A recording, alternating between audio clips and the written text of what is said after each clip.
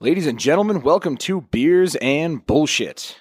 This week, we're going to go ahead and take a look back at the NFL season, the 2020 NFL season, all the chaos that it was, with, pretty much no fans in the stands 3/4 of the time, and we're just going to kind of cover everything from beginning to end. But I'm excited here to start out the podcast and introduce to you, man, you're going to be hearing and maybe seeing someday a lot on this podcast here is Mr. Jace Sime. So, Jace, welcome to the show.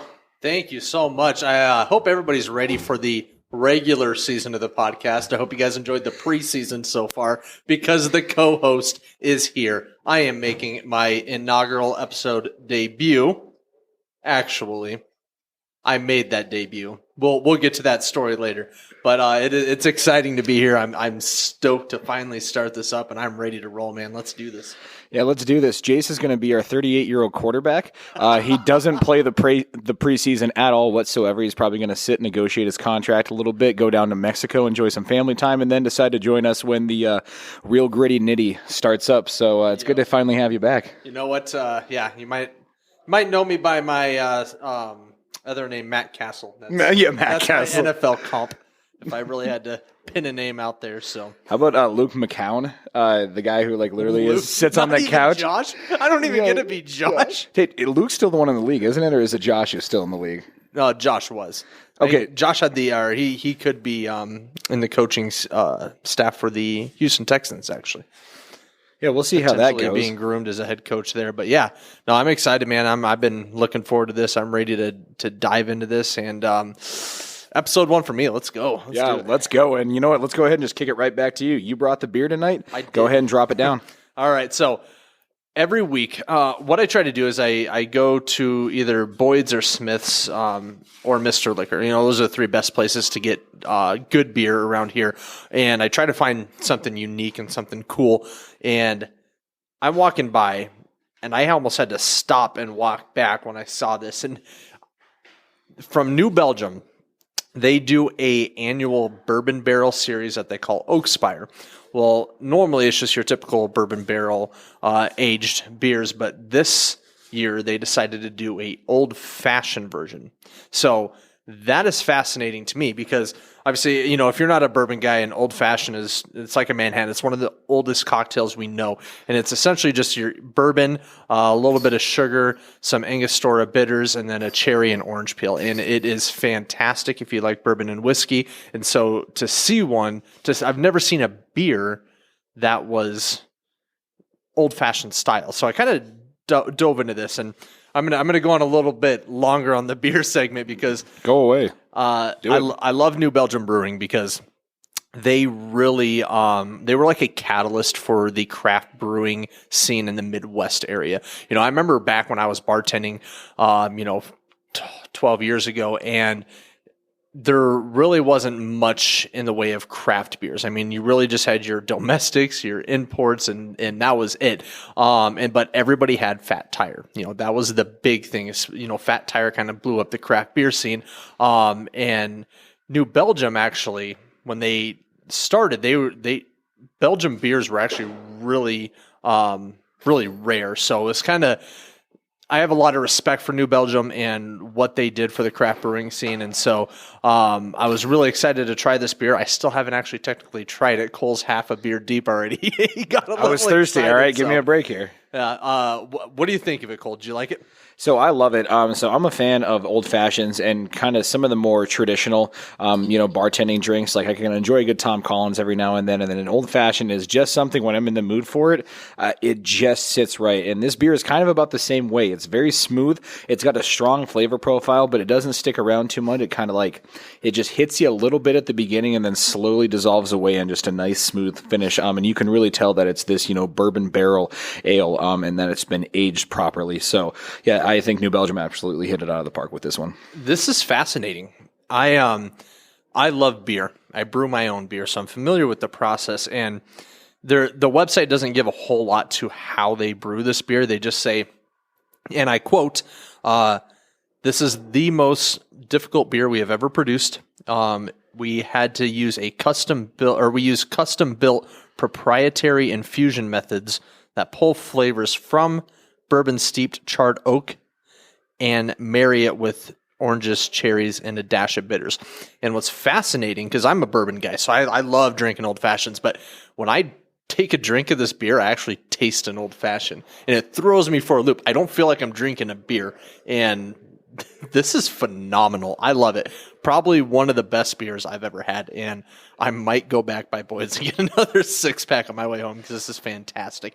If you guys want to check it out, again, it is New Belgium Oak Spire, the old-fashioned bourbon barrel age edition, and it is available according to their website. It's available at Mr. Liquor, at Smith's, and at Boyd's, but they also say that Independent Ale House has it on tap, so I might have to go check that out as well. So, yeah. I would be heavily interested in going to checking that out on tap just because you have to almost imagine, obviously coming out of a bottle, it's good. You know, glass is always fantastic as far as if you're going to drink at home, but I just have a special love for the tap. So I will definitely maybe have to join you in that adventure there. And have some of the best pizza in town as well. So. Oh, yeah. So shout out once again. That's going to be Independent Ale House. I believe they're going to be on Main Street here in Rapid City. Oh, no, St. Joe. St. Joe. St. Joe. Yeah, one of the two one-way streets in this town because we're still old-fashioned enough to do that. We're also going to go ahead and throw a couple of shout-outs here. Also downtown, Teddy's Sports Bar and Grill, good friend of the show. Top Wave Studios, Mr. Paul Wolf, thank you so much for everything you do. Also as well, sponsoring the Business Entertainment here in Rapid City. We're actually using their expanded studio just to go ahead and stretch our wings a little bit. So we really appreciate you guys here in Rapid City. Jace, anybody else you want to shout out here?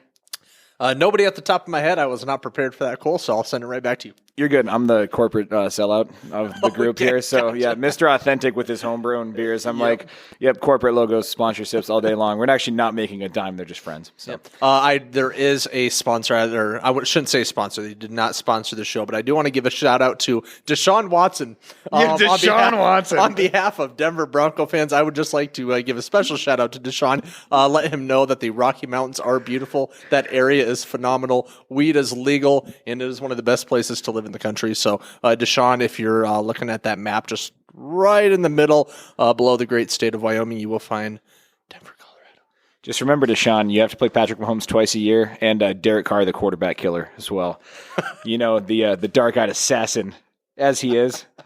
The chief killer, almost 2-0 this year against them, but we can go ahead and recap that there. We're going to go ahead and start and just recap the whole entire 2020 NFL season here. We're going to start off, kind of recap the offseason, the draft, see how that played out throughout the entire year, what rookies kind of lived up to their expectations, who exceeded them, and who absolutely fell flat on their face as far as, free agency wins, losses, and just kind of the way the season unfolded, whether you're happy with it or not. We're going to start out here with the 2020 NFL Draft. Number 1 pick, Joe Burrow. Jace, give me your opinion on Joe. What do you think about him? Joe Burrow is a stud. He's the complete package, everything that you're looking for in a quarterback. I know he was obviously one of the highest touted draft prospects since Andrew Luck, and I still love the kid. I think, all things considered, he did a fantastic job for his first year in that offense. I'm excited to see how he's going to develop in the future. I think he's going to be a future stud in this league, and I would like to see him bring the Bengals to relevance, and I would like to see him compete with the Ravens and the Browns. And now I should say the Browns. Still feels weird to say, but compete with the Ravens, Browns, and possibly the Steelers for that AFC North title. But, the big problem I think Joe Burrow suffered was a little bit of a crutch and a handicap, and you may have heard of this, but it's called the Cincinnati Bengals. It's the fact that the Bengals are still the Bengals outside of him and T. Higgins. I don't know about Zach Taylor yet. I'm still on the fence about him. I was scratching my head when they hired him, and he hasn't sold me yet, but I think this year is going to be the make or break year for Zach Taylor, and we'll see what he does to shake things up and to build this team around Joe Burrow, because that's what he's going to have to do if he wants to be successful as a coach there. Oh, 100%. I completely agree with you there. I think Joe Burrow, number 1, we joke about it with the Cincinnati Bengals, but he was just laid out there. Just on a silver platter. Deshaun Watson levels of just paper-thin offensive line. And I think, obviously, you saw it when he eventually tore his ACL. And that obviously ended his season early. But, with the Bengals, I'm actually going to shout them out as kind of one of my winners of the offseason / the draft, just because they picked up Joe Burrow. Obviously, he looks, like you said, the complete package. I was really high on him coming out of college just because watching his campaign with LSU last year, a little bit of a one-hit wonder kind of coming out, and that's really the only knock you had against him. I think he put up the best college season I've ever personally seen, and statistically, it is the best college season most people have ever seen. So, coming out, I don't think there are a lot of questions with him. I think at this point, what do you do to protect him?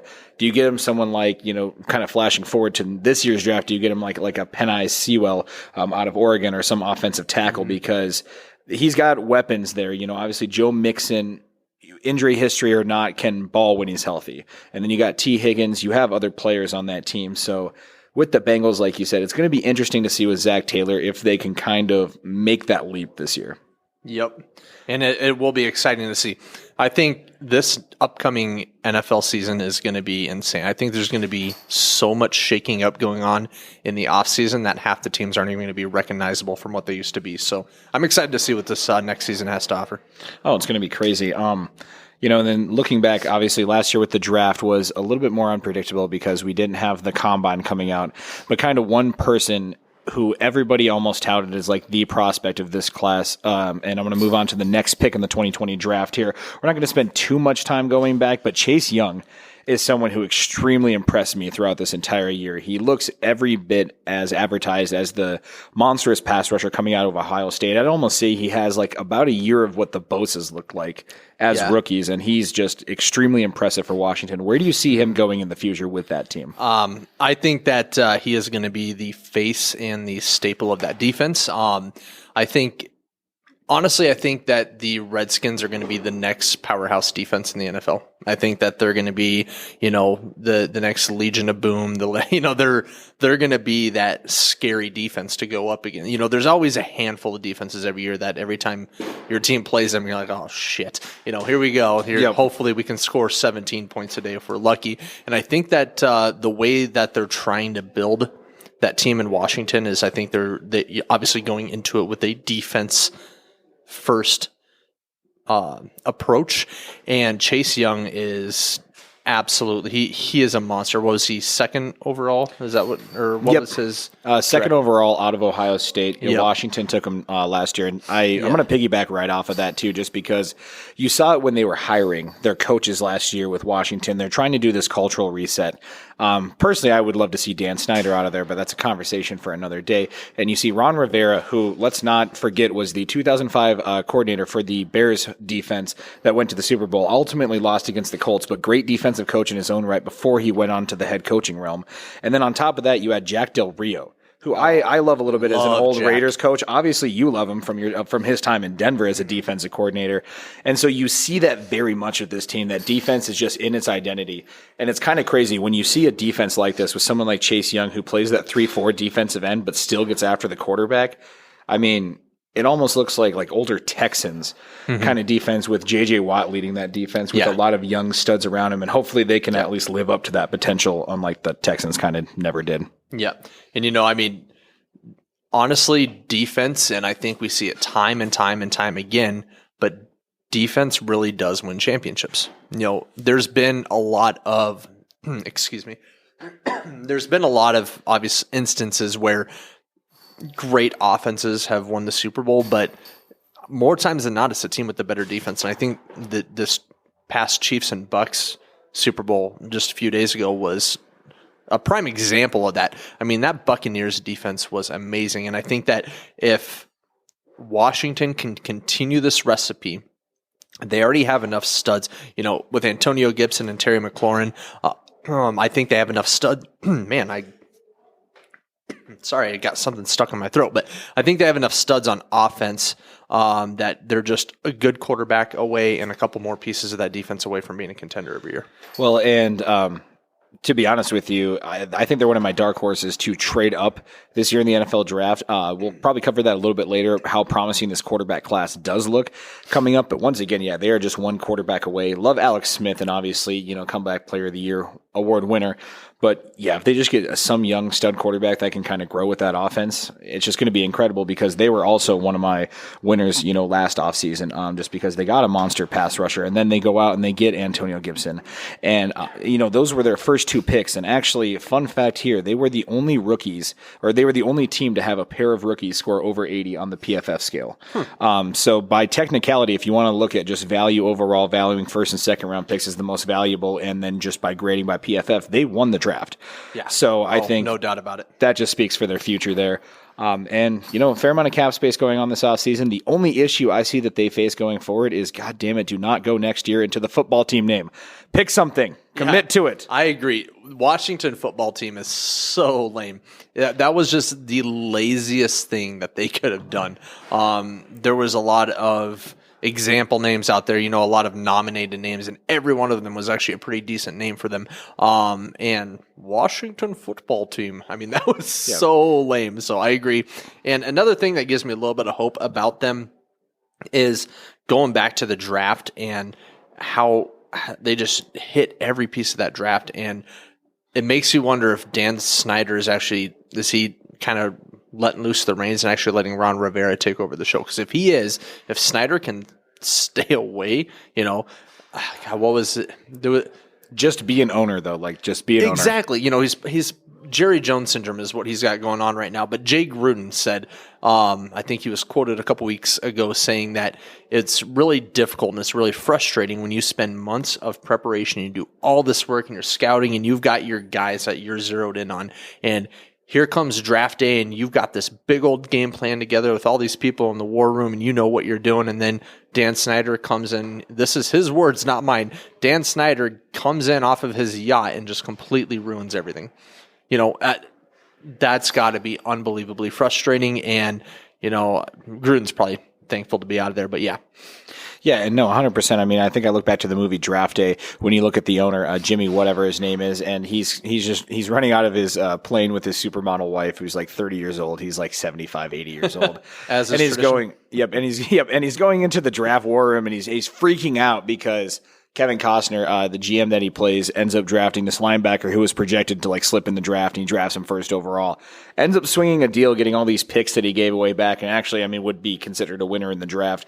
Also picking up a running back that the team needs, and if you haven't seen it, watch Draft Day. It's fantastic, but that's just what I think of most NFL owners, and rest in peace to Al Davis, but I do appreciate having Mark Davis in as a Raiders fan, just because Mark kind of realizes that he's not the football person his dad was. And obviously that can pass people by. He just lets the team be run by Mike Mayock and John Gruden. So that's what I do appreciate. But speaking of, I'm going to actually jump over and keep talking about the Las Vegas Raiders as my first loser of the offseason. I'm going to go ahead and shit on my own team here just because in the draft they pick up Henry Ruggs, the third, as the first wide receiver off the board ahead of Jerry Jeudy and CeeDee Lamb. Obviously, this is kind of a questionable long-term move. I do love Henry Ruggs. I think he has potential, but I guess, Jace, you were with me on draft night. What were you thinking when the Raiders drafted Henry Ruggs? I about fell off the couch. I was like, what? As a Broncos fan, more than anything, I wanted CeeDee Lamb, actually. But when the Raiders came on the clock, my first thought was, well, here goes CeeDee Lamb. There's no way. And if it's not CeeDee, it's Jerry Jeudy. I was sold on the fact that both Lamb and Jeudy would be off the board by the time Denver got there, and that we'd end up with you guys had Henry Ruggs. Sorry, or potentially one of the other first-round receivers like Jalen Reagor or Justin Jefferson. I would have been happy with Jefferson. And hindsight, I think we all would have been. But I was just very surprised that Gruden went for the smaller, speedy receiver over the Al Davis big pick? Body guy. Yep. So yep. Yeah, Al Davis' spirit comes back from the dead one more time. And I don't even want to say shoot us in the foot because I do like Henry Ruggs, but I was a huge CeeDee Lamb fan coming into the draft, and I think you will see in the coming years because CeeDee kind of got robbed as a rookie. Not saying Andy Dalton isn't an NFL caliber quarterback, but obviously when you go from playing with Dak Prescott to Andy Dalton and just having the season that the Cowboys did have, it's kind of a bit of a drop off. He still put up impressive numbers. He was still, one of the better rookie wide receivers, obviously just being kind of outshined by Justin Jefferson. But I think when you see the next handful of years and you see Dak come back and he gets integrated in that offense more, CD, I think, is going to be proven to be the best receiver in that class, but also I would have taken Jeudy, someone your Broncos did end up picking. So I guess personally, how do you feel about Jerry Jeudy, his Alabama teammate? I'm so excited about Jeudy. I think that this year was an outlier because Courtland Sutton was injured all year.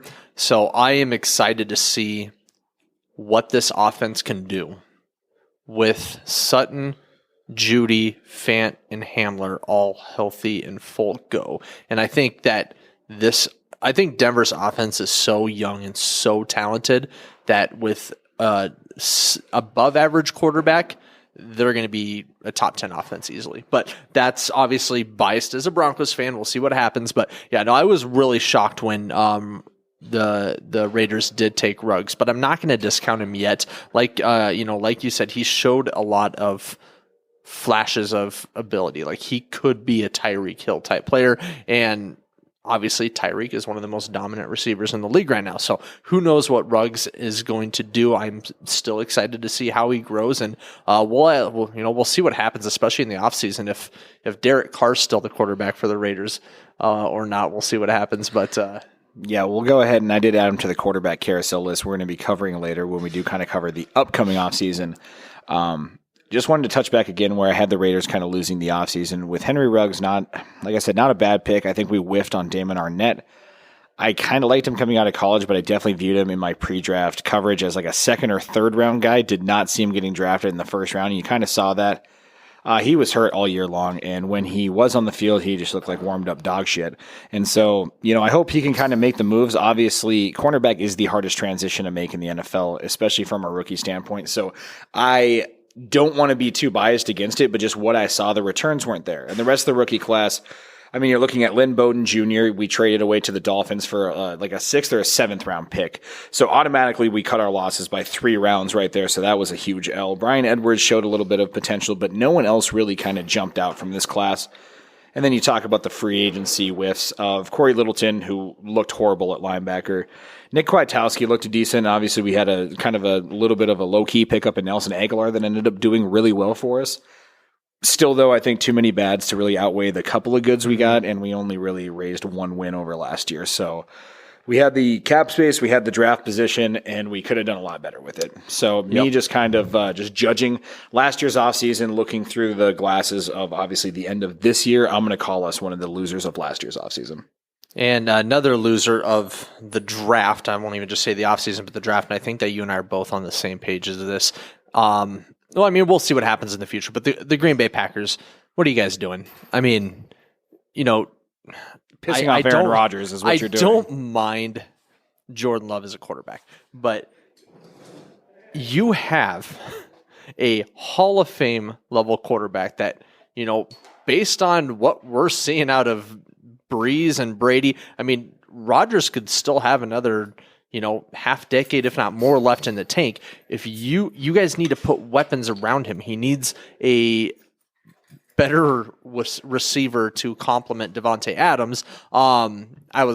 At the beginning of the season, I would have said you need a tight end, but I think they got that situation resolved. But he needs some more receiving weapons, and I think that's really where they should have went in the draft. I was expecting the Packers to trade up and snag a wide receiver at some point in the draft, but the Jordan Love pick was the single most shocking pick, I think, in the entire first round of the draft. I don't think anybody saw that coming, and based on how well Aaron Rodgers played, like I said, we'll see what Love becomes in the future, but I would call the Packers losers in the draft as far as the first round goes. Oh, hands down. I think I still had the Packers as one of my losers in the draft. They were actually number 2 behind the Raiders, just because the only thing that Jordan Love getting drafted in the first round did was piss off your quarterback enough to go win an MVP. and get to the doorsteps of a Super Bowl. It's a legitimate strategy. Yeah, Just go ahead and stoke that fire. I mean, I understand. I get it. He's 35, but he's Aaron frickin' Rodgers. At what point do you not recognize the talent that you have? And, I still loved their second-round pick. I like A.J. Dillon. You have Jamal Williams hitting free agency. You have Aaron Jones potentially hitting free agency and leaving. I hope he doesn't with the Packers, but A.J. Dillon was someone who I kind of had at the sleeper running back position as far as one of my second or third round backs that I really loved. And so kind of getting him in Green Bay. But still, what the heck are you doing with Jordan Love? You had Justin Jefferson a little bit ahead of you. You had T. Higgins still on the board. Seriously, you had Joe Burrow's number one target still on the board. And you drafted a quarterback, and not even the best quarterback available at that time, as Philadelphia approved drafting Jalen Hurts. T. Higgins across from Devontae Adams. That would scary. Yeah, especially when he got Aaron Jones in the backfield. That would have been quite the combo they would have had going on. Matt Patricia would have been having like wet dreams, and not the good kind either. The kind that he runs to his parents' bedroom at the end of it, just having to face that twice this year before he got fired, or maybe he got fired before the second Packers game. Who knows? But still. I just hope with the wide receiver draft class that I'm going to cover a little bit later, there's a lot of great talent coming out. Please, God, Green Bay, do yourself a favor and get yourself a wide receiver this year. Agreed. So just to kind of cover a couple more things on the draft here, we obviously covered the Bengals, Washington. I think Tampa Bay was obviously a big winner in the draft in the offseason as well. Tristan Wirfs, as we saw him base jump out of a 5-foot pool at 6'8", 350. Yeah. And then Antoine Winfield Jr., I mean, your first two picks there guide you to a Super Bowl, so that's a win right there. Absolute just stud picks that they got there. And, Wirfs did phenomenal his rookie year. Just the protection that he was able to provide Brady, I think, contributed a lot to the success on the offense. And then, Winfield Jr., that he's going to be a force to be reckoned with in the future. Man, he's a stud. That's all I can say. He's a stud. Yeah. And then before we kind of go on to cover the season a little bit more, my last loser that I'm going to bring up here, not so much because they made a bad move, but because where they are with the hindsight 2020 glasses on is going to be the New Orleans Saints. So last year, I like Adam Troutman as their tight end.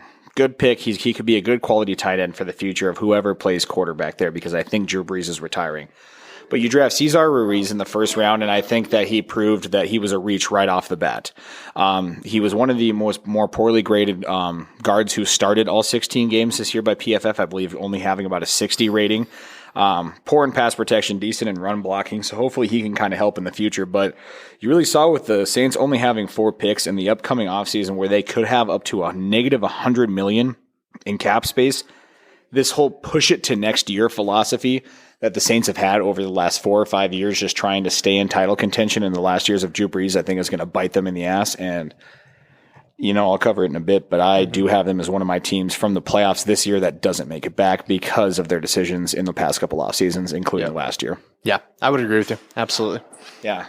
That was last year's off season. Obviously, a lot of people were looking different. When we kind of start the season off, I feel like some of the way it ended and some of the way, it kind of progressed and through, mixes up where we start, because we start off with Dallas really being a Super Bowl favorite in the NFC.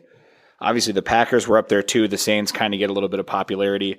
The Buccaneers were an intriguing team, but I don't know if anybody was really having them as a front-running contender, maybe a bit of a dark horse at the beginning of the year. Yeah. Even going into the playoffs, I don't think anybody really expected, not even NFC Championship out of them, but yeah.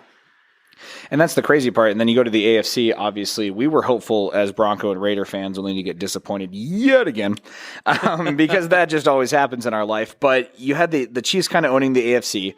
The Ravens were kind of viewed as a half step behind, with the Titans being intriguing. And then, I don't know, we kind of talked about the Bills a little bit, but no one really saw the Bills kind of jumping out the way that they did. I think, I agree. I think that Josh Allen's progression as a quarterback took such a huge step forward this year. And what he was able to accomplish and what Josh Allen, I've liked him since Wyoming. I wanted Denver to go after him, but I knew that wasn't going to happen. But just how far he has come, because his rookie year was not good. And he has learned and he has progressed and he's turned into a phenomenal quarterback. He was PFF's 7th ranked quarterback behind Russell Wilson, Ryan Tannehill, Mahomes, Watson, Brady, Rodgers. So, I mean, he's in that elite category. And I think that with the Bills, I think one of the biggest offseason moves they did that I was actually expecting it to do the opposite was Stephon Diggs. When Diggs left Minnesota, I was like, I was not expecting him to make much of an impact. I thought he was going to be John Brown 2.0 over there, and I wasn't expecting it to be I wasn't expecting him to do and accomplish what he did over there. But I think that McDermott is building a really good team. I think he's already built a really good team. And yeah, the Bills, I think, are going to be the kings of the East for a while. Oh, hands down. The Bills were definitely an intriguing team coming into this offseason. I will say I was a little bit more on board with the Stephon Diggs trade just because of watching him a little bit more closely with having a lot of friends who are Minnesota Vikings fans. I kind of have taken them on as almost a second team. So in his first season with the Vikings, when he was kind of breaking out and Adam Thielen wasn't quite breaking out yet, and Diggs was really this like primary only target that they had there. I think for Sam Bradford at the time was their quarterback. Yep.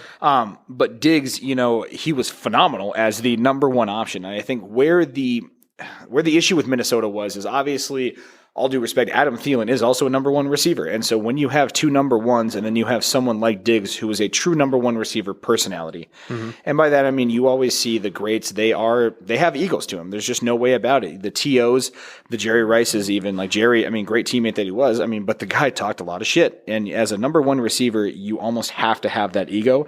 And Diggs has it almost to the competitor's aspect. People thought he was just being selfish, and he's just like, no, I just want a ball. And I think you saw that this year. You saw that at the end of the AFC Championship game when he was the last person on the field, just staring at the Kansas City Chiefs, just getting that hate in his eyes. I see Stephon Diggs as just the ultimate competitor and just someone who just wasn't satisfied being 1A/B. Yeah, he's got the competitive nature of like Randy Moss, but without quite the mouth. or the wanting to hit like police officers and shit like that and get in illegal trouble, mooing the crowd. Stephon Diggs just goes and balls. But I will say on the flip side though, it was poetic, and I love it because I love win-win trades. I love when a team can trade away a disgruntled star. That star can flourish in another area, but then that team doesn't really get hurt in the other end. And Minnesota literally turns around and uses the first-round pick on Justin Jefferson. And so I think that's another thing that's kind of interesting, because I think that's another team we'll get to on the quarterback carousel of the Vikings who really could be interesting going forward. What do you think about Minnesota with Dalvin Cook, Adam Thielen, obviously Justin Jefferson, a pretty talented offense, but questions at the quarterback position with Cousins, debatably, because Cousins has played elite at times and, not elite at other. It's interesting. And one of the things that it's kind of mind-boggling to me, because on paper, Minnesota has probably one of the best rosters in the league. They've got hands down. They've got a phenomenal roster, and I do have faith in Mike Zimmer.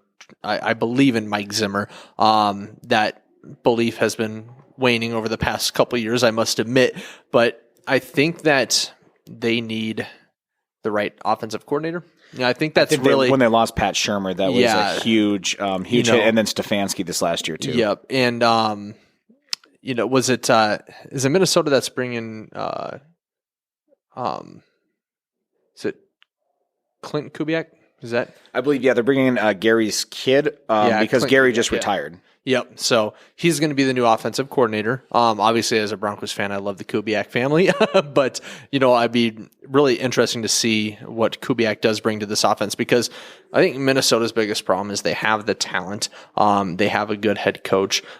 They need to get their defense back to what it was, because they used to be one of the most dominant defenses, and now they're getting a little soft on that end. But they can't follow through. They get so close. They're like the Saints. Okay, my biggest comp to them is, even though the Saints and the Vikings seem to knock each other out of the playoffs every year, they're probably my biggest NFC comps, because they both have great rosters. They both have good coaching. They both have above average defenses, but neither of them can just get that final stretch in to make it to the Super Bowl. They fall apart when everything's on the line. And so I think that, I don't know if it's a culture thing or if it's a coach, and maybe it is a coaching thing, but quelling those nerves in the big games and following through with your game plan, doing your adjustment. Are they not adjusting right? under pressure. Who knows what's going on, but it's kind of all speculative. I can't really pinpoint what it is about the Vikings. They have the potential, but they just can't get it done. And and just to kind of bounce back again to the kind of team we're going to parallel a little bit, the Bills and the Vikings. With the Bills, obviously this year, the Chiefs were just, a little bit too much for them. I think they were a year too early. I think 2021 could be the year of the Bills, and I'm a huge believer in that. But what do you see going into this next year? Do you think Josh Allen is the quarterback that can lead them over the hump? Because I think that's been one of Minnesota's follies. Not so much that I'd put Kirk Cousins even in probably the top 3 problems list, but I'd also say, obviously, if you had an elite quarterback there, that's the key to unlocking it. Is Josh Allen the key for Buffalo taking that next step? I think he's the key for their offense. As far as a whole team taking that next step, I think that they're going to have to focus a little bit more on their defense as well. Buffalo does have a good defense, but they're not quite championship caliber defense. I'm looking at Josh Allen. This is mind-boggling. Okay, 2018, Josh Allen, 2,074 yards and 10 touchdowns.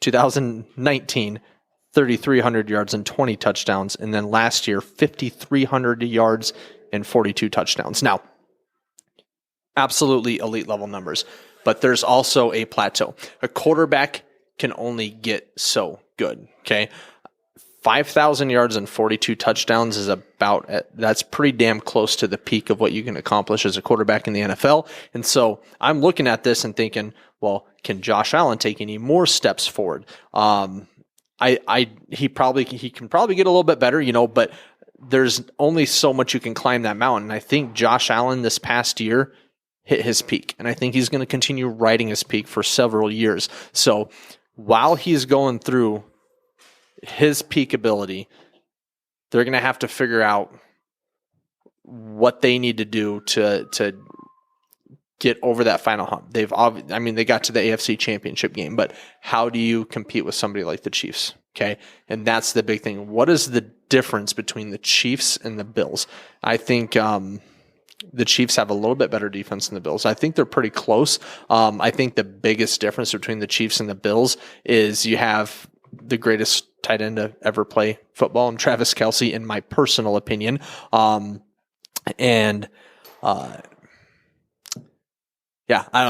maybe tight end, but because Knox, he's a tight end for Buffalo right now, right? I'm actually looking up the numbers right now. So they kind of went a little bit back and forth. So I'm going to go ahead and throw a shout out to tight end 3 on the team. Lee Smith, not respected because he's a blocker, but former Raider, love him to death. Actually, the highest rated PFF tight end on the team. But yeah, you have Dawson Knox, who was the 45th ranked tight end with a 61.3 grade, and then a Tyler Kroft, who actually finished a little bit ahead of him, 37th with a 64.3 grade. Even though Knox did have about twice the amount of snaps, but I think we saw Kroft a little bit more as the season kind of went on. That is one thing I would love to see the Bills kind of upgrade on this offseason. I think they have a fantastic defense. I think that, Devin Singletary and Zach Moss are going to be a fantastic 1-2 punch at running back. You have John Brown, Cole Beasley, Stephon Diggs at the wide receiver position. You can definitely add someone in the offseason. But, in the 2021 draft, I actually really love this guy out of Penn State, Pat Freiermuth. He's a traditional blocking and catching tight end. They actually call him Baby Gronk out of Penn State. And so he's someone that's probably going to be available in the second or third round. I don't want to jump too much into the 2021 draft, but he is definitely someone I've seen on a lot of mock drafts going to the Bills in maybe the late first reach round or kind of the second round, because a lot of people, not just you and I, think that the Bills like their late first reach rounds. Yeah. Oh, yeah. Their reach rounds. The Bills love just getting fucked is really what they just love getting. Yeah, it never has a fan base just love putting themselves through more pain than the Buffalo fan base. Not only do you lose 4 Super Bowls in a row, you lose the AFC Championship game this year. You wait at the airport till 3 o'clock in the morning to watch the Bills go home, but they have this fucking fascination with just going through tables. And unlike, only the Dudley boys, I think, have more of a love for tables than the Bills fans do. And it's just absolutely crazy. I halfway love it. I love getting drunk on Sundays and looking on Facebook, and there's just a Bills fan who's lighting a table on fire. And I'm like, this is not going to end well. Sure enough, I'm sure the Buffalo emergency room is packed full on Sunday afternoons, but gotta love them Bills. Hopefully they kind of make that jump next year. But yeah, really, who else in the AFC East contends with them right now? Exactly. We'll see what happens with the Dolphins. I think that the Dolphins are going to be slept on quite a bit. What do you think about the Dolphins season, though? Since we're recapping the season, they go 10-6 with Brian Flores, who I'm going to mention a little bit later. because he was my coach of the year. Because of ability, because I don't think this was a 10-6 roster. I think it can grow into a playoff team, but I don't think anybody predicted this roster, nor do I look at it on game film and game tape, and I see a 10-6 team that almost made the playoffs. But here we are. They were just that. They were the third team in the past 30 years to finish with 10 wins and not make the playoffs. So where do you see the Dolphins going forward? So that going back to that, I absolutely agree with you. I think when I was looking at Coach of the Year, I was looking at Kevin Stefanski and Brian Flores. But if I'm going to look at both of them, I'm going to look at what they have in front of them. Okay, Kevin Stefanski, you have Baker Mayfield, Odell Beckham Jr., Jarvis Landry, Nick Chubb, Kareem Hunt. You got, and then you got studs on defense too. But what did Flores have to work with? He had the great backup himself and Ryan Fitzpatrick. Ryan Fitzpatrick's my favorite quarterback, not because he's the best quarterback, but that dude is, I could go on and on. I mean, he's a superhero who happens to play backup quarterback. He is just awesome, man. I love Ryan Fitzpatrick. And I think that Brian Flores deserved that Coach of the Year award. But like you asked what I thought of their season. I thought their season was quite remarkable considering what everybody was expecting them to do. I think, and I firmly believe this, had they not pulled Fitz and switched to Tua, I think that they would have won 2 more games this year. I think so too. I think that one's a hard one because obviously anytime you have a rookie quarterback, and especially because we don't know a lot of what's going on at practice at the time, so maybe Tua was just balling out in practice. You never know what's going on there. But it was just kind of weird because Fitz wasn't even playing bad. I wouldn't say he was playing elite or carrying the team, but he was definitely playing the type of football they needed out of their quarterback at the time. And then later in the year, even after you saw him get benched, let's just go ahead and break my heart right now and bring up the Raiders game. I mean, dear God, that comeback. How do you not stick with Fitzpatrick even after that? I think that's what killed them. Yeah. Ryan Fitzpatrick, there's just something magical about him. I love the dude. I hope he sticks around the NFL for many years. I don't know what his contract is with Miami. I don't know if he's there next year or if he ends up with another team. But, I mean, he even did it with the Bucs too. Their teammates love Ryan Fitzpatrick. He has the magic. He has the energy. He's not out there to break the stat, even though he probably could. I mean, he's not out there 400-yard games. Yeah, he's not out there with the intentions of like being a Hall of Fame quarterback. He's out there because he loves football and he just has fun.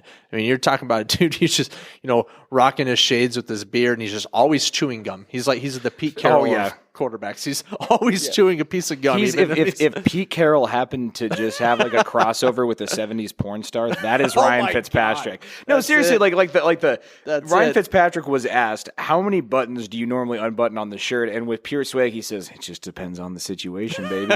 And I'm just like, God damn. Oh my God. Ooh, that is swag personified right there. I love Ryan Fitzpatrick. I mean, we're both huge Ryan Fitzpatrick stans.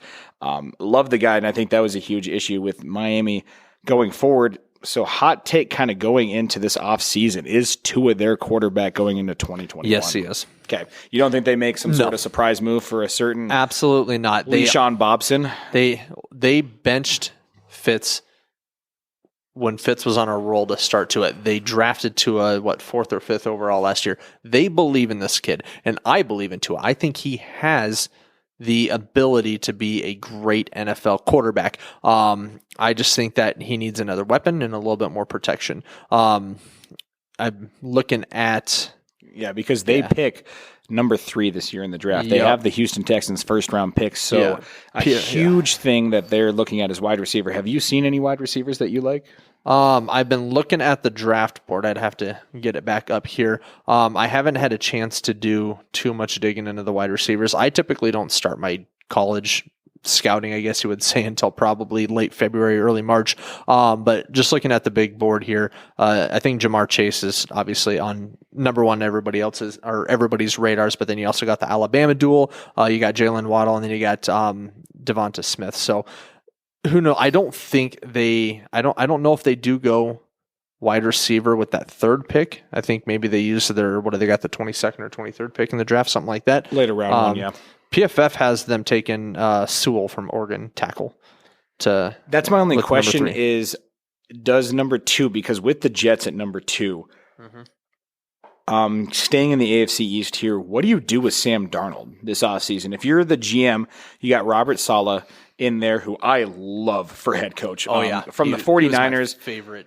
When Richard Sherman jumps on a podcast and all he does is just gush about you, like Richard Sherman, whatever your opinion on him is, I love him, and I think he calls out great coaches. And, Saleh is going to be one of those great coaches that players are just gravitating towards. And after Adam Gase, you got to clear the stink out of that locker room. Mm-hmm.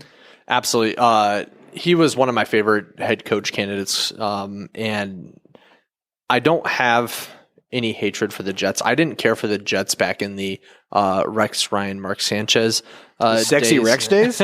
I really didn't care for him back then, but I really don't have a problem. I feel bad for Jets fan. Like, it has got to truly suck to be a New York Jets fan, and I would like to see them be successful one day. Now, I don't know what they do with Sam Darnold. I'm on the fence myself. I think that Sam Darnold is still... He's still the package and what you need for a good starting quarterback in the NFL. I think he can do it. I think that Darnold has been a victim of two things over the past 2 years, okay? Mono and Adam ghosts. Gase. Ghosts.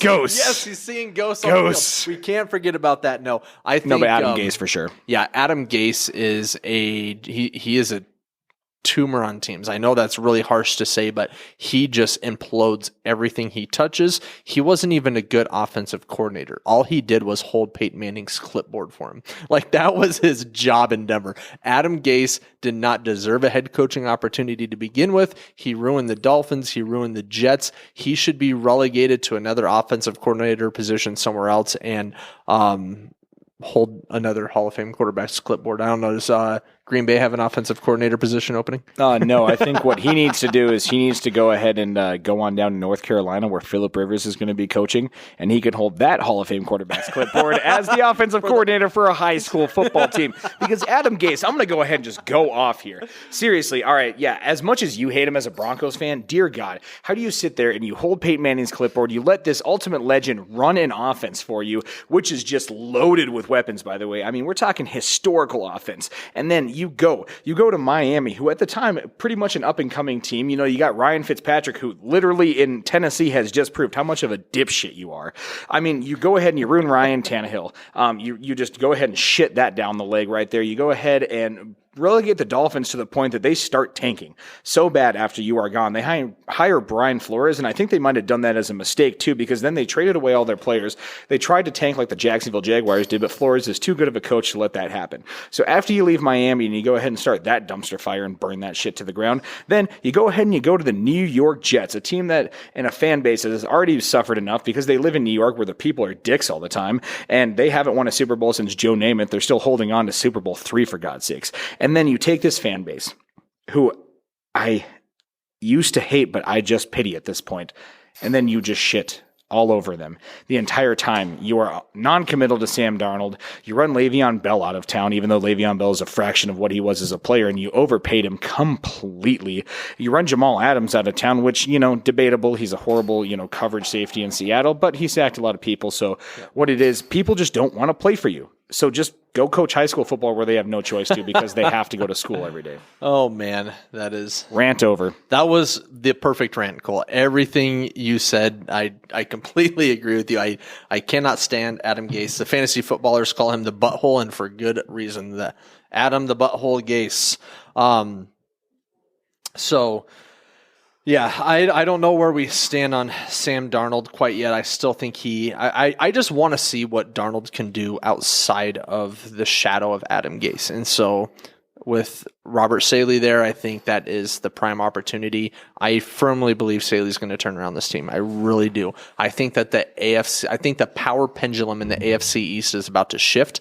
I can see the Bills running it for the foreseeable future with the Dolphins and Jets chomping at the bit for that wild card. And I think I can see Belichick retiring in the next year or two. I don't think he's going to be sticking around too much longer, especially after Tom Brady proved to him that he was not a system quarterback. Exactly, yeah. Tom Brady, I think, just proved.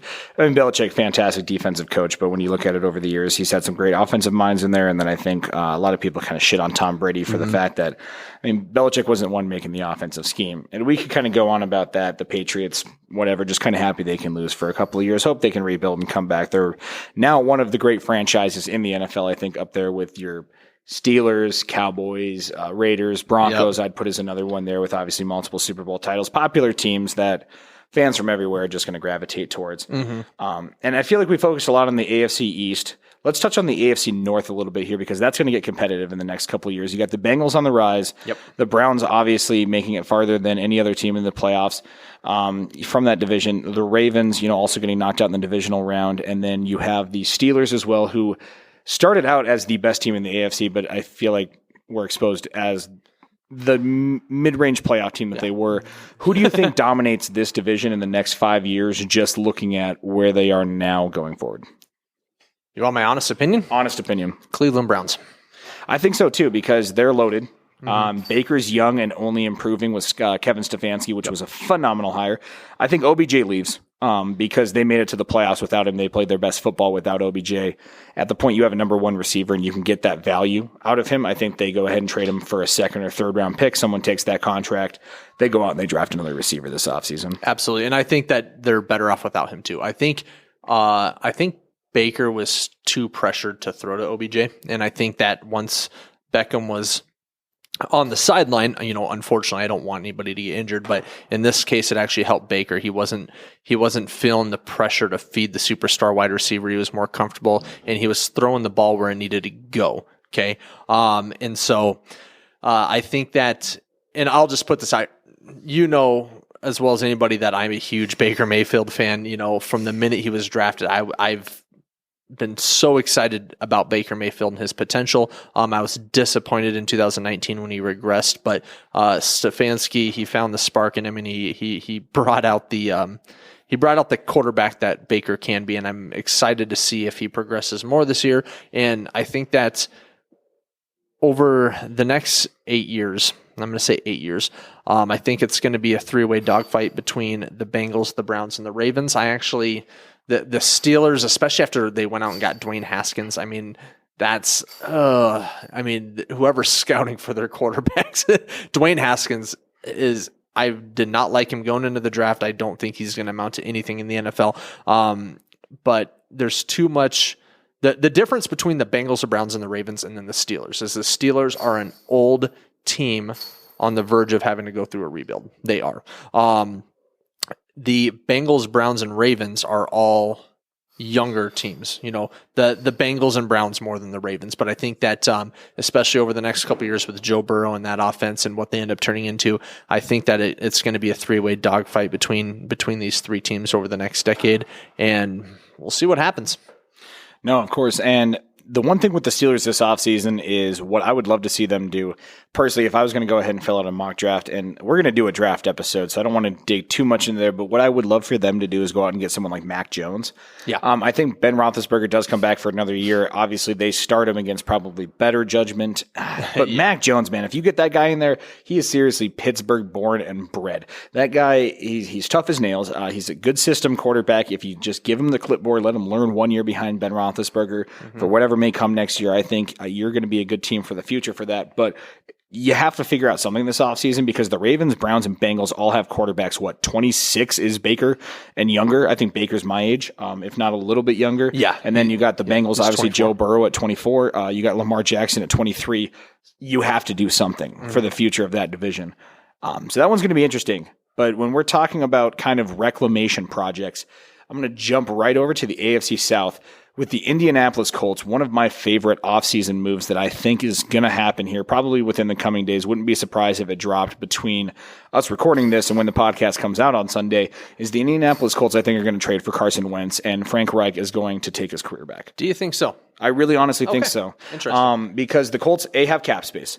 So that's the big thing is the Colts have cap space to go ahead and take on that contract because they actually have the most cap space this offseason. I believe about $72 million if the off the top of my head number is right. So going into a year when we're regressing with the salary cap, which we haven't ever seen, obviously with COVID and the revenue not being there this year, the Colts are in the most advantageous position going into this offseason, and there's not really a prime quarterback on the market. So I think, you sell a little bit of the farm. They proved last year that they're willing to trade away first-round picks and getting DeForest Buckner. So trade 2 first-round picks away, get Carson Wentz, and put him back with the offensive coordinator who won him a Super Bowl. I'm going to throw a wrench in this because I still believe Wentz is going to go to the Bears. I think that trade's going to happen. I have a feeling, this is more of a hunch than anything, that the Colts are going to trade for Derek Carr. I could see that happening because I think Derrick is a above average quarterback, and I think that with that team, he would kill it. In Indianapolis, I think he is the missing ingredient they need without overpaying. Because Derek Carr might demand maybe a first-round pick, but he's not going to demand 2 first-round picks like Carson Wentz will. And so I could see the Raiders trading Carr to Indianapolis, and then I could see the Raiders making a big push for one of these superstar names like Deshaun Watson. I could see, I know there's a lot of talk about Russell Wilson. I don't think he leaves Seattle, but I could see, Gruden making a push for him if Seattle truly is willing to put Russ on the market. But I'm going to throw a fantasy out here, but can you imagine? And this is not going to happen. But can you imagine if the Raiders got Russell Wilson and the Broncos got Deshaun Watson, and then you had a division that was Mahomes, Watson, Wilson, and Herbert? I know Herbert, which is my favorite quarterback out of this class. We haven't even talked about because the dude is just full of potential. We'll cover him with the AFC West, which we're going to jump to after the East here.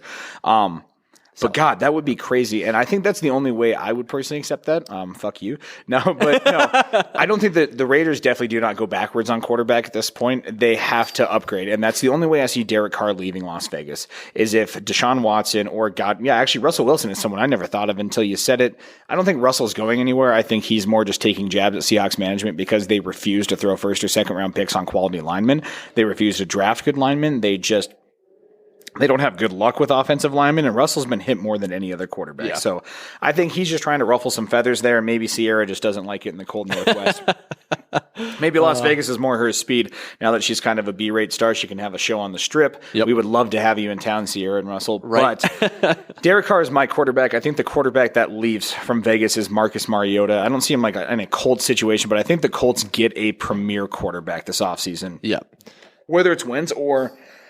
who knows? Maybe a Deshaun Watson. I don't think you trade him within the division. So I think that's more of a stretch. But the Colts, I think, have to look at owning this division for the next probably 5-10 years because if you actually look at the South, I mean, the Texans are a dumpster fire. The Jaguars are not so – I wouldn't call them a dumpster fire because you're about to get Trevor Lawrence, and I do like Urban Meyer. And the Titans are just a little bit behind the Colts because they have Tannehill, A.J. Brown – Derrick Henry, obviously the NFL rushing leader. So that division could be competitive, but it kind of just looks like a two-headed monster for a while. Yep. And Frank Wright, I like Vrabel, but Frank Wright is a better coach than Vrabel is. Hands down. The Texans, what a dumpster fire. Yeah, let's talk some shit real fast. I do not see Deshaun Watson being there next year. No matter how much they try to pressure him, he's either going to get traded or he's going to sit out. He has enough money. I think he'll sit out the season and take the financial loss. But I think the Texans are going to be the number 1 overall pick in the draft next year.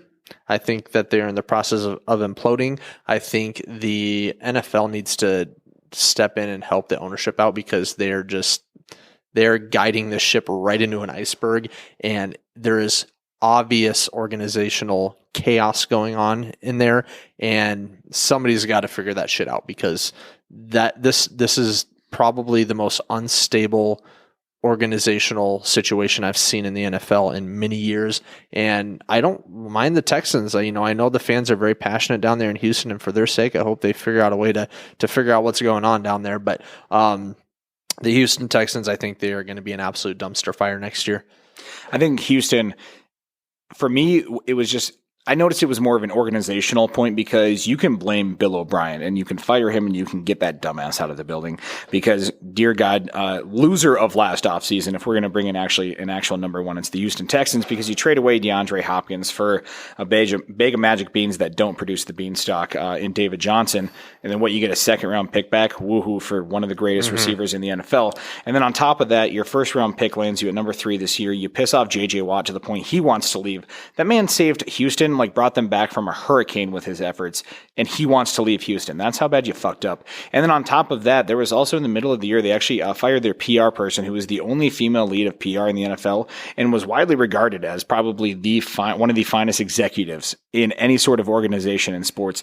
And so I think when you're looking from Bob McNair on down, you're looking at a huge amount of dysfunction that a new GM, a new coach, is not going to fix. Like they're just going to burn to the ground, and hopefully a phoenix can rise from the ashes. But it's not going to be with J.J. Watt or Deshaun Watson in town, I think, at all. J.J. leaves first in actually my prediction. I think they hold out on Deshaun a little bit longer. I think J.J. they're going to play coy with. They're going to play nice with. J.J. is going to get his pick of teams, and then they'll pick the deal that J.J. wants.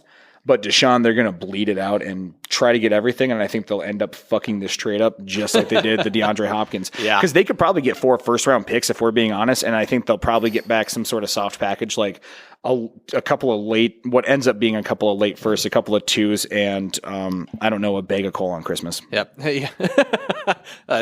2 third-round picks and a beefy 5-layer burrito. Yeah, a 2 for $6 at Arby's. We're going to go ahead and pay for you once a week for 3 weeks. Oh my God. Yeah. So, moving on from the South, we're heading over to the West now, right? Yep. AFC West. Okay. Denver, Kansas City, Las Vegas, and I keep wanting to say San Diego, but Los Angeles. It's the San Diego Chargers. Let's San Diego Superchargers. It's San Diego. It will forever be San Diego. Fuck off. Yep. Oh my God. So the AFC West, I think they're going to be the new AFC North. I think for many years, the AFC North was a powerhouse, and there's always at least 2 or 3 of the teams getting into the playoffs every year, and that was before they added 2 teams.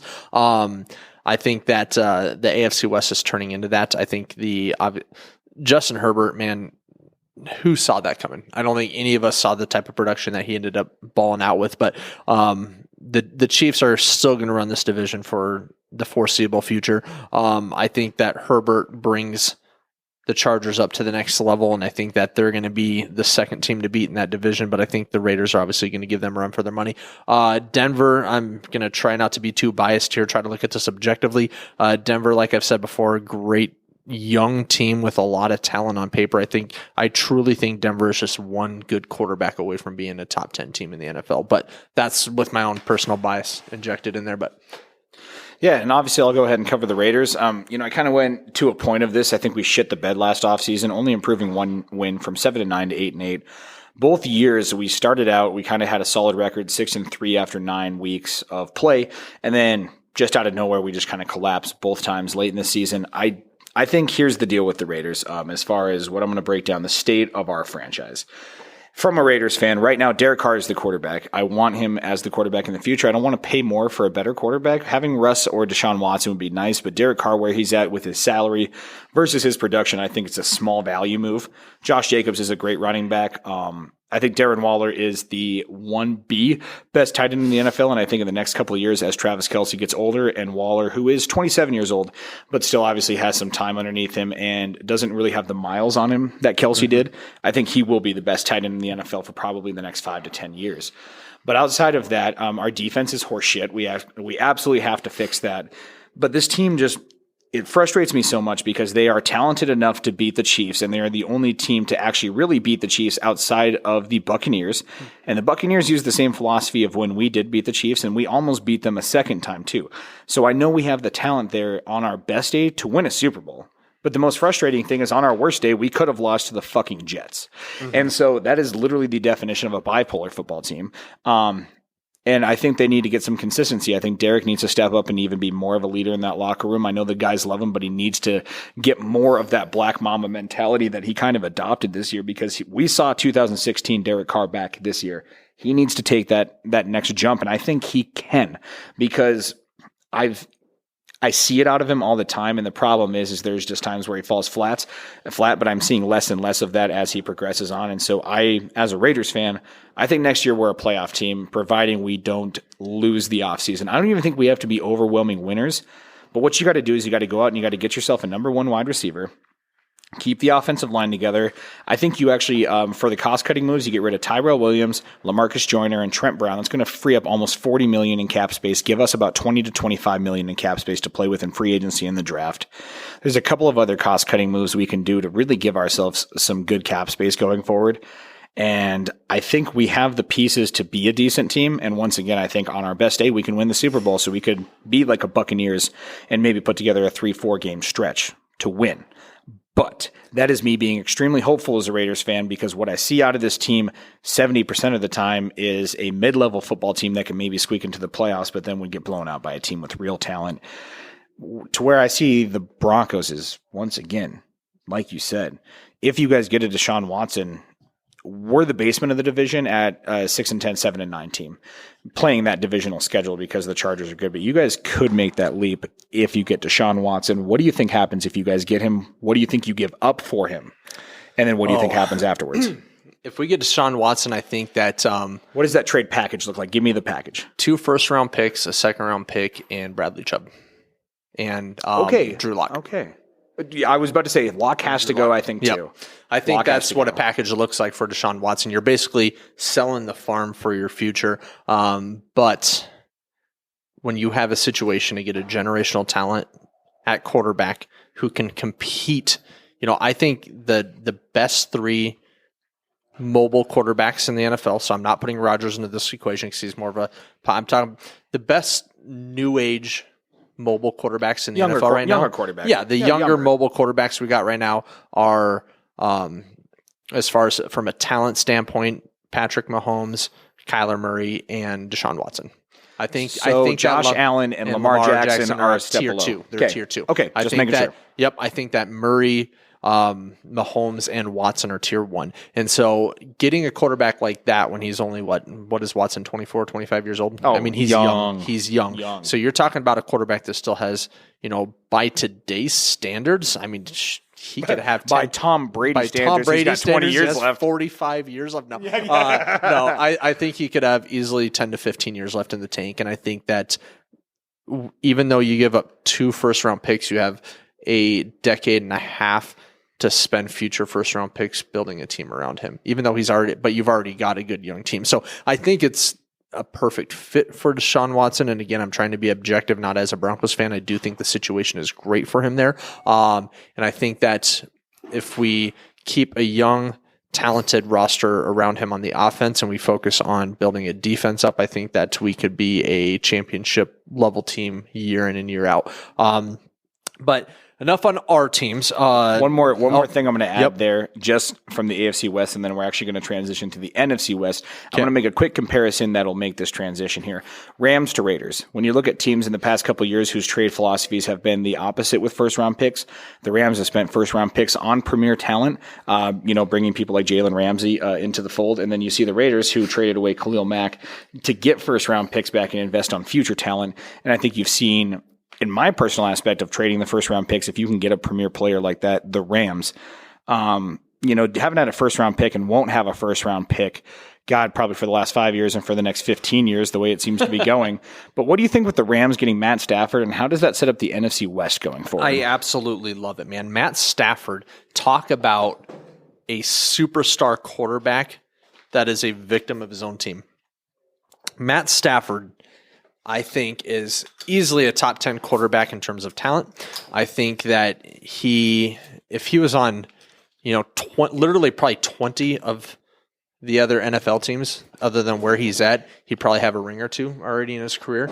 If he and Calvin Johnson are with almost any other organization, they win a ring together. Absolutely. No doubt about it. And I think that Sean McVay, obviously one of the best head coaches in the league, the fact that he's the same age as me just weirds me out. God, I'm getting old, but he's young. Anyways, it's a hit miss. But I am so excited to see Stafford out from the shackles of Detroit. I feel bad for the people of Detroit because their teams are just they're horrible. But Stafford, I believe in the guy, and I think he's going to do great things with the Rams. And I'm just picturing Matt Stafford with, Robert Woods and Cooper Kupp and Tyler Higbee and all these different weapons around. Now they got Cam Akers. Talk about an emerging stud, man. Oh, Cam love Akers Cam Akers. Cam Akers is going to be good. I'm excited to see where this offense ends up going this year, and I don't see them taking any steps back on defense. Obviously, the Rams have a great defense, so I think the Rams are. I could see Stafford taking them to the NFC Championship next year. Well, and that's the crazy thing. So last year with the Rams, I kind of looked at them as this team that had kind of plateaued. They made the Super Bowl against the Patriots, and then they kind of fizzled out the next year. And we're sitting here and we look at what is the ceiling of what the Rams have.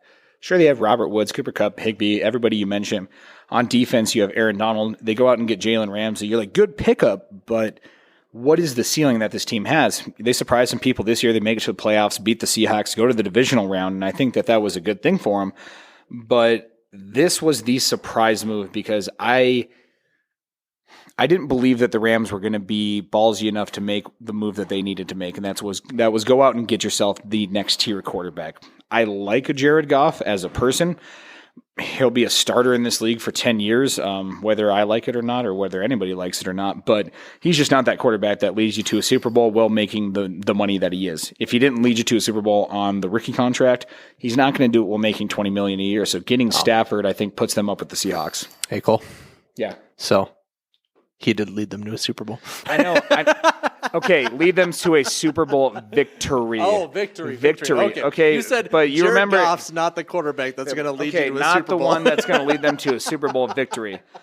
But also said, I don't think he doesn't do it off of the rookie contract because he did it on there, and you got to remember that defense was crazy. Dante Fowler was a backup. Yeah. But yeah, so I mean, I think the NFC West. What do you think the Niners do? Let's talk quarterback carousel. We'll kind of shoot through this here. Quarterback carousel, Jimmy Garoppolo. What do you think he does this offseason? Because honestly, surprise move. I see him getting traded for by the Patriots, and the Niners go out and they shock the world and they pick up somebody. Whether it be Carson Wentz, Deshaun Watson, or they trade up in the draft and get one of the premier three, in I view of Zach Wilson, Justin Fields, or Trevor Lawrence. But I think they go up and they make a surprise move this offseason. I think that they go after their guy in the draft. I don't think that Shanahan wants Wentz. I think Shanahan wants Aaron Rodgers, but Green Bay's not going to let him go. I know there was like that 2 or 3 days where there was all that speculation about the Niners possibly trading for Rodgers and him coming home to the Bay Area and all this stuff. I don't think that's going to happen. The Niners, if I'm going to be honest, I do not think they trade Jimmy Garoppolo. I think they trade up and they draft a quarterback this year.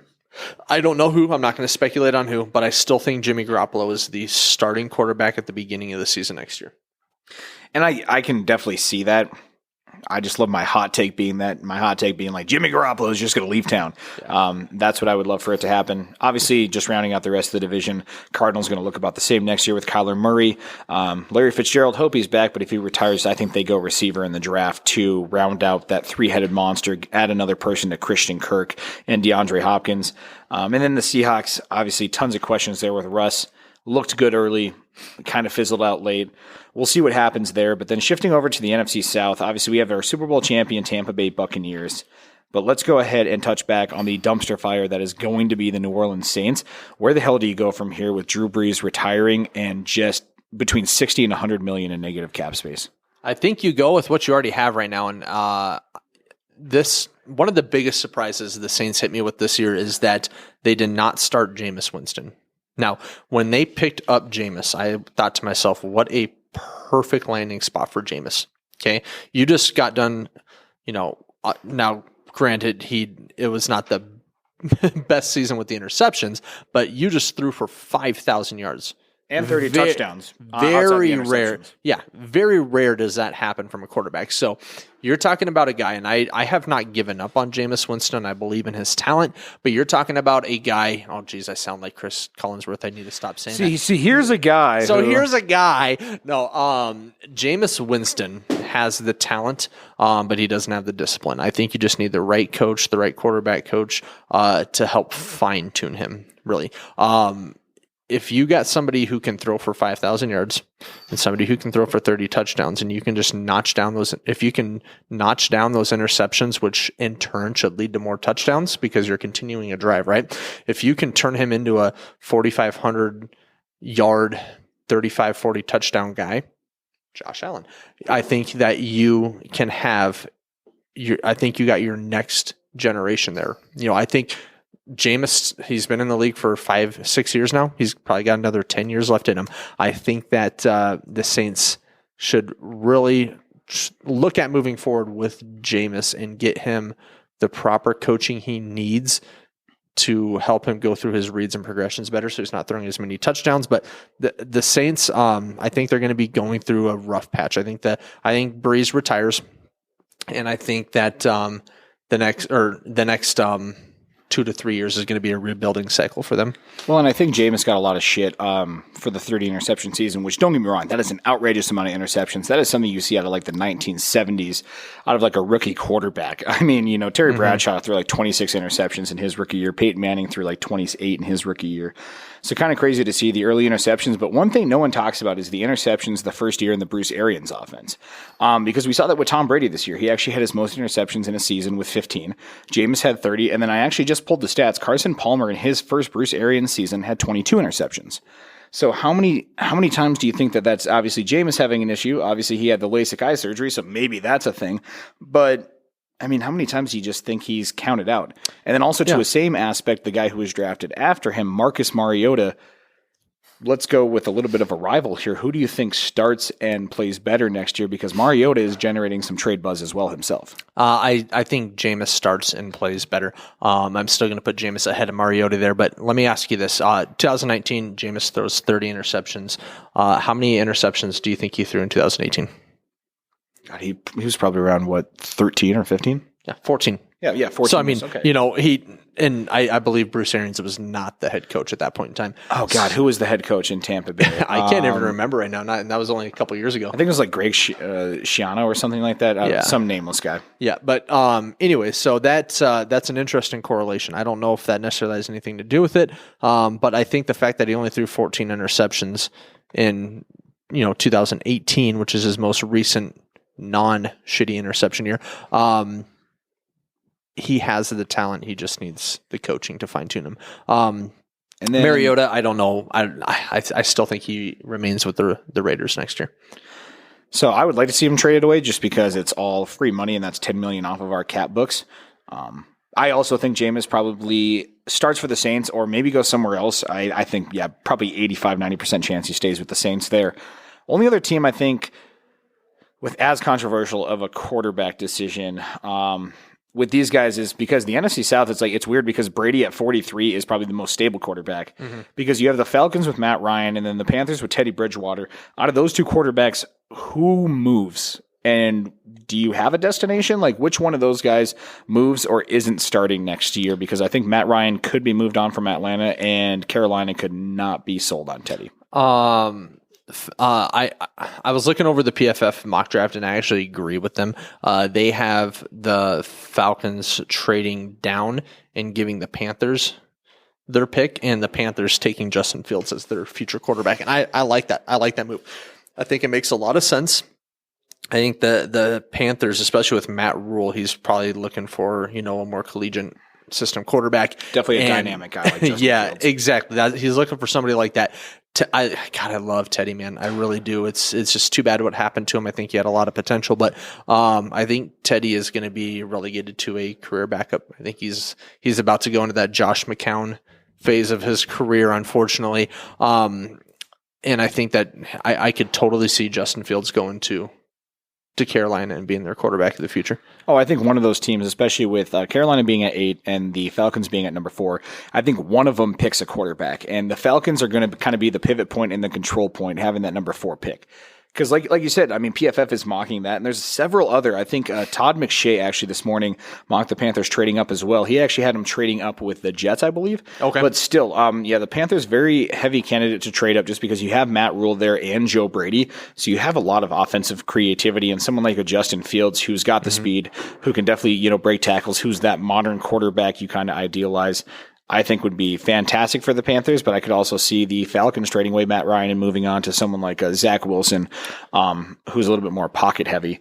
So the NFC South is interesting for the quarterback carousel. I could definitely see that. Only reason I'm not falling into that is from what I've seen from the beat writers in Atlanta, Matt Ryan is not going anywhere. Either is Julio Jones. So they're going to keep them intact. Good, because I would like to see at least ATL run it back, because we saw this year they could have been picking in the back half of this draft if they could just finish. Yeah. Yeah, they're just kind of like a girl who's always unsatisfied. They just never finish. So moving on over to the NFC North, obviously we have the Packers winning the division last year. The Vikings we talked about with some potential.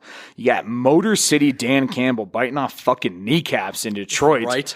But the most interesting team going into this offseason is you got Mitch Trubisky going to free agency. You got Nick Foles with a hell of a contract. What do the Chicago Bears do in your mind? They will have Carson Wentz at the beginning of the season. They'll have Carson Wentz in the next 2 weeks. Bet it. Bet it, because I think he's going to the Colts. So let's go ahead and shake on this right now. Lunch right now. We'll buy lunch right now. Lunch and that. So the bet is that Carson Wentz is going to go to the Chicago Bears, right?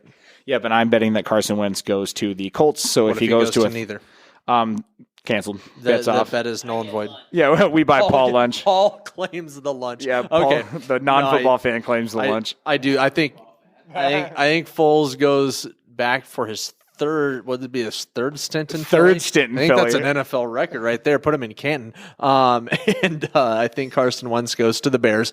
I think Carson Wentz is definitely an upgrade from Foles or from Trubisky, but as long as Matt Nagy is the head coach there, I do not see them rising above the ranks of mediocrity. I think that they will. I think that their ceiling is going to be 9 or 10 wins a year. Ceiling. But that's so crazy, just because I look at the Bears and I still see the defense. Obviously, they made it at 8-8 this year. They knocked out the Cardinals, who would have been a much more interesting playoff team. I mean, do you agree? Because you were kind of a Cardinals fan, like throughout the year. Absolutely. The Cardinals have they implode, man. I'm on the edge about Kingsbury right now too, but just from what I've observed from Matt Nagy and his play calling, I think that the Bears have a good young roster, and I think that they can be good, but I don't think Nagy is the right coach for them. I think they need just a little bit better coach, and they can be a strong competing team every year. They went to the divisional round 2 years ago too. Yeah, and I mean, they've shown that they have talent even with Trubisky being on that rookie contract. They obviously paid the defensive players. I would be a huge fan of watching Chicago trade up in the draft and maybe getting one of those. Chicago's going to fall in that Mac Jones range. Mac Jones and Kyle Trask are going to be two guys I have favored to go up in the later first round, and I think he would be fantastic going to the Bears. Carson Wentz also too, but I think Carson Wentz, the reason I like Indianapolis is just because of the Frank Reich connection. Once again, Reich is a way better coach than Nagy. So when you talk about, kind of recovering and polishing some of the mistakes that Wentz has developed in his game, I like to see him there. But with the Bears, you got to do something because Allen Robinson might leave town. And I think that's probably actually the bigger thing is not only do they get a quarterback, because if they trade for somebody before free agency, do you see Robinson coming back? Because I do. Yeah, I do. Absolutely. I think actually the key piece of this offense next year isn't even going to be Robinson. I think it's going to be David Montgomery. Montgomery had a quiet rookie season, but even coming out of college, he is a powerhouse running back. I have been excited to see him play at an NFL level for quite some time. And even though it was disappointing last year, the last half of this season, we got a lot of flashes of what Montgomery is capable of. And I think that if they're going to be successful, they need to build this offense around a run-first offense with Montgomery and scheme their offense around him. And that will, in turn, obviously open up the play action. And I think that they will be a much more dynamic offense. Because right now, like you said, the Bears have a great defense, but they are just they're like the Broncos. They're just a wet paper towel mediocre offense, and they need to remedy that. And I think that if they can focus on the talent of Montgomery and upgrade their quarterback, I think that those are the two missing pieces of the puzzle. 100%. And, kind of before we go to the NFC East, do you see the Vikings or the Bears kind of making that jump to challenge the Packers? Who do you think going into next year, predicting it, who do you think makes that jump between those two teams? Because the Lions obviously have a way to go. They gave Dan Campbell like a 4 or 5 year contract for a reason. Who between those other two teams go? This, I'll actually touch base on that in a second. Dan Campbell, dude, like I have been getting so much flack online because nobody seems to believe in Dan Campbell, but I love the guy. When he took over as interim coach of the Dolphins, he rejuvenated that team. It is one thing to be a coach, but it's another thing to be a leader. And I think that Dan Campbell has that leadership quality that the Lions have been missing. And I think he brings excitement to that locker room. And I think that he can really turn things around in Detroit. I'm excited to see what he does. Detroit's not going to be good for the next probably 2 or 3 years. They're definitely going through a full rebuild right now. But between the Bears and the Vikings, I am still going to go with the Vikings. They got the better team on paper, and they got the better head coach. And just off of those variables alone, I'm going to say the Vikings are still the next up to contend with the Packers, but I don't see anybody overthrowing the Packers for the next 3 to 5 years in that division. Well, yeah, especially with Aaron Rodgers there. And then before that, Dan Campbell actually replaced Joe Philbin there, and then obviously probably should have gotten the job, and then Adam Gase gets hired, so we already shit on him for that one. Yep. So going into the final division here, and I kind of agree with you on that aspect too. The Packers just own the NFC North, but the NFC East, let's go ahead and talk about the dumpster fire that was this year. Holy shit. Yeah, I'm going to recap this one real fast. So the Washington football team won the division at 7-9. Which I thought early in the year we would have a 5-11 playoff team. Yeah. We would honestly have a 5-win playoff team. Obviously, Washington pulls it together. Love Alex Smith, Ron Rivera coming back from cancer. You can't help but love the team except for the team name, but that's why they're just Washington. Yep. Once you guys call yourself the Red Tails, you guys might actually be one of my favorite teams. Right. But I see that being the future of the division going forward. But let's not talk about the good. Let's talk about the bad. We're going to start from the bottom here. Dallas was supposed to win the division, loses Dak Prescott, absolutely falters. Zeke becomes a fumble problem. CeeDee Lamb looks good. Amari is Amari, but the defense looks like shit. So when you're coming back next year, coming from last year where they are almost perennial Super Bowl favorites, to this offseason, there's a lot of questions. Dude. Do you think there's any sort of possibility that Dak doesn't come back? No. I think Dak is back no matter what. I don't think – we're – talk about a team who on paper should be the best team in football right now. Hands down. It's the Dallas Cowboys. They have so much talent. It's unbelievable. But the minute they hired Mike McCarthy, I just went, what the hell is Jerry thinking? As long as Mike McCarthy is their head coach, I think they will be an 8-8 football team. If they should have went after like a Lincoln Riley. They should have went after some stud quarterback coach, somebody who can really rejuvenate this team and build a more dynamic playbook for this offense, because there is no reason why the Dallas Cowboys should not be a 12-4 football team every year. If not better. Let's talk about the defense too. They are so talented. They need to build up their defense. Yes. They need to right now their focus should be on defense. It really should be. The amount of points they allowed it is disgusting. But there were so many of these games, even when Dak was healthy, that they should have been winning. And I think, and I blame McCarthy for that. I had my reservations on McCarthy, especially just because of his track record, his final 5 years with Green Bay. But I also had a little bit of hope from him because he claimed that he took this year off. He reviewed film. He had all of his coach buddies over, and they tried to explore what we need to change and what we need to evolve. He said, I need to evolve my way of thinking. I need to evolve my way of coaching to fit where the league is today, because it's not what it was when I first started. And I'm not seeing any evidence that he learned anything over this past year. Right. So, it's the same thing, because Matt LaFleur goes into Green Bay, absolutely revolutionizes, makes Aaron Rodgers love football again, because Aaron Rodgers has looked like a complete past person, especially when watching McAfee Tuesdays this year with Aaron Rodgers. He's a complete separate quarterback now that he's a little bit more creative, and in an environment where he feels like he is happy to go to work. And we can all kind of relate to that in the day-to-day grind for the job. With the Cowboys, this year, they're the Cowboys. I think they're a minimum 8-8. That might be where they end up with you. Dak comes back. they have all the pieces. Dear God, I'd like to see them actually put it together because I've shit on the Cowboys and I love to hate them. But low key, I'm just sitting here like, God, can you actually put it together? Because I loved the Romo, Barber, Terrell Owens team back in 2007, and they kind of crapped the bed there. And then you follow up with just years and years and years and years of mediocrity, like not bad enough to get good picks, but not good enough at the same time. So hopefully they use picking in the top 10 this year to their advantage. Between them, the Eagles, and the Giants, the divisional losers, who do you think is most likely to come back and pick in the top 10 next year? To pick in the top? Like they are all picking in the top 10, obviously, this year because of their record. Who is most likely not to improve on that, get worse, or stay in the same area and pick in the top 10 again next year? The Philadelphia Eagles. Why do you think that? I mean, new head coach aside, because Frank Wright's zombie understudy. Don't like Nick Sorrentino or whatever his name is. I wasn't a fan of the head coaching hire. I think Jalen Hurts has potential, but I think he's still a little bit too raw. I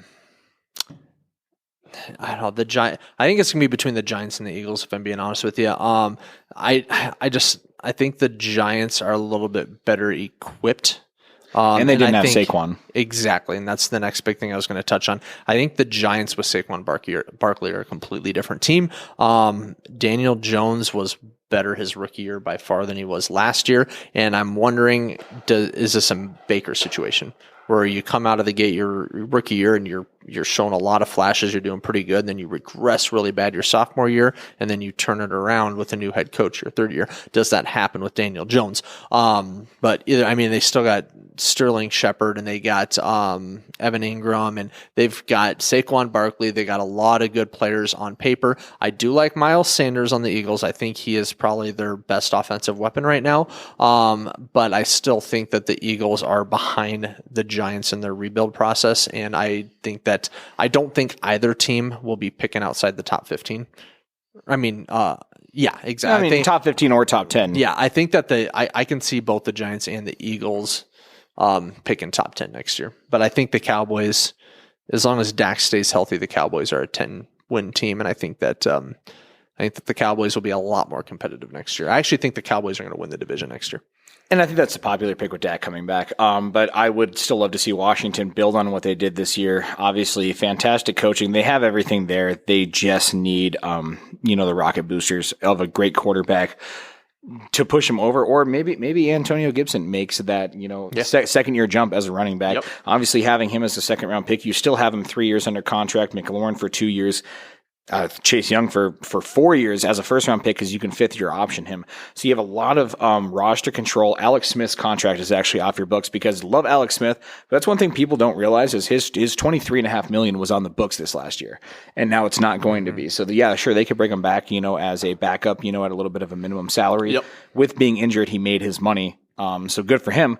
But at the same time, you are clearing quarterback level money, and I think we are going to see this offseason how valuable cap space is going to be. I think it's more valuable this offseason than ever. So that's actually where I see Mac Jones going.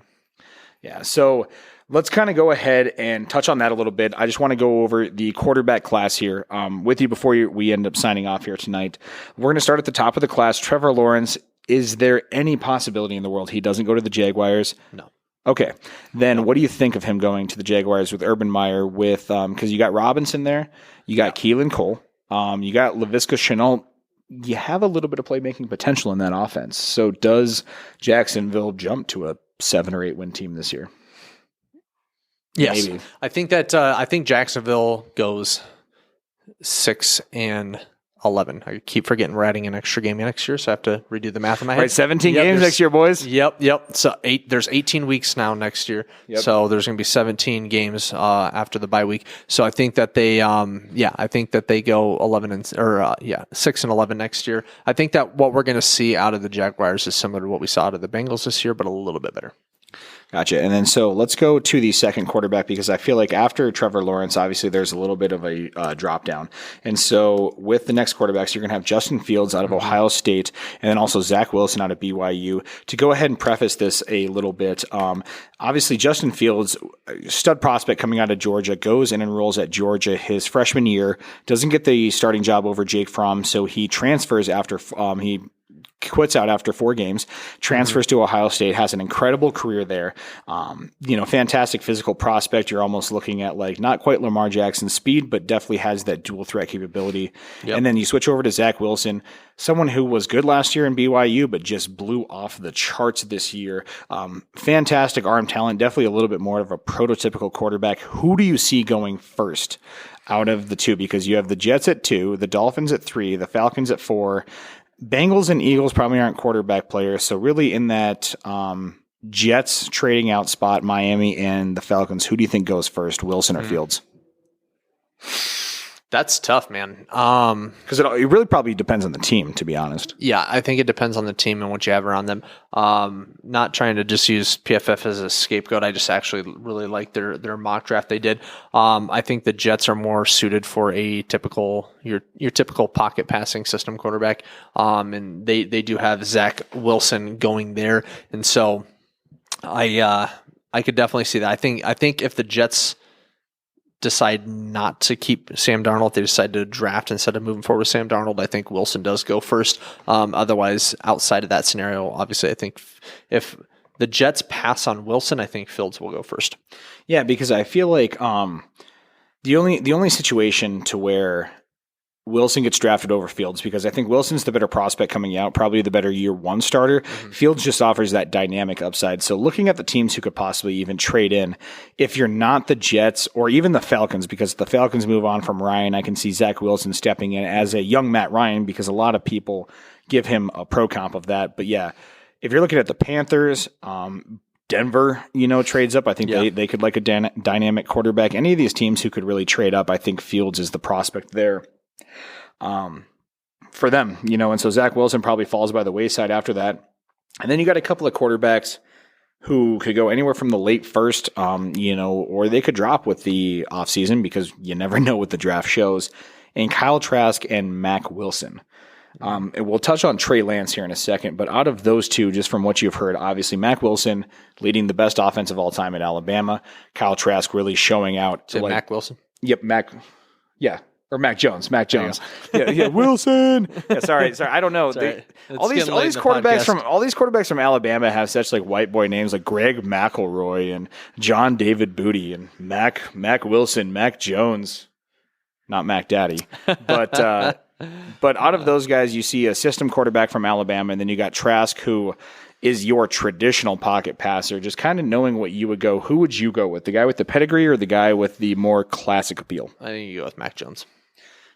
Even though he was throwing to the greatest receiving core of all time, yeah, he could be thin. No, correct me if I'm wrong. Didn't he? He can be thin. Are you talking about Tom Brady? Is that a Tom Brady jab? What all the scouts are saying about Brady? He's too thin. That's why nobody can. Mac Jones.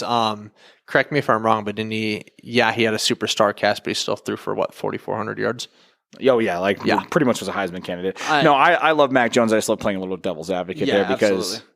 And I'm going to be honest, I'm not, I'm going to claim ignorance here because I don't know enough about Kyle Trask. I'm not really a college football person, so I don't even start really diving into film or looking into guys until, like I said, mid to late February. So I'm a little too ignorant on Trask and Jones. I've really only done a lot of research on the first 3 guys, so I'm going to claim a little ignorance here and kind of take a step back from that one. But if I had to wing it, I'd say Mac Jones.